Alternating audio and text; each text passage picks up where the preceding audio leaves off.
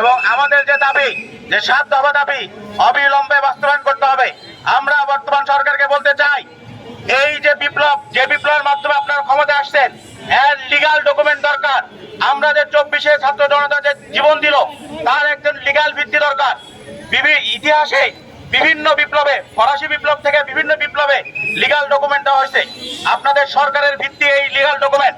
ফলে অবিলম্বে সব দলের সাথে নিয়ে আপনারা প্রোক্লামেশন অফ জুলাই রিপাবলিক অবিলম্বে ঘোষণা করবেন এবং এই ঘোষণা যেন দ্রুত করেন। এই জন্য আমরা সারা দেশে জনমত তৈরি করতে যাচ্ছি এবং আপনাদের সহযোগিতা চাই।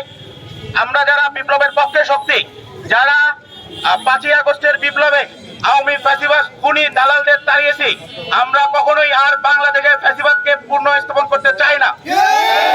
এবং আমরা বলতে চাই, পুরাতন রাজনৈতিক বন্দোবস্ত ভেঙে দিতে হবে, নতুন রাজনৈতিক বন্দোবস্ত চলবে।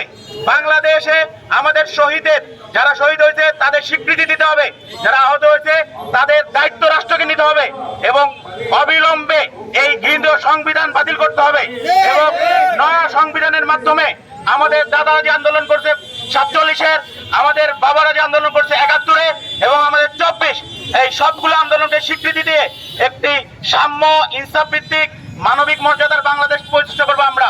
এবং এই বাংলাদেশে কখনোই দিল্লির গোলামি আমরা মেনে নিব না, দিল্লির গোলামি আমরা মেনে নিব না। আওয়ামী খুনি,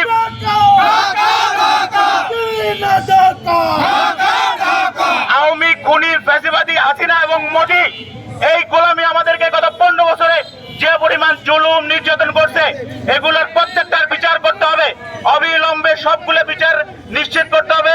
এবং আমরা এইটার জন্য সারা দেশে প্রত্যেকে জেলা উপজেলায় প্রচারপত্র বিলি করছি। আজকে বগুড়াবাসীর কাছে আমরা আসছি, আমরা অবিলম্বে আমাদের 7 দফার বাস্তবায়ন চাই।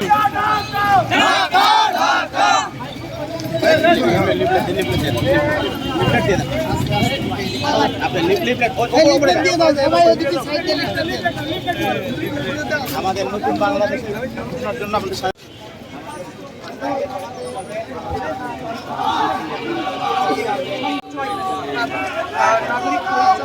প্রদান করে যুদ্ধ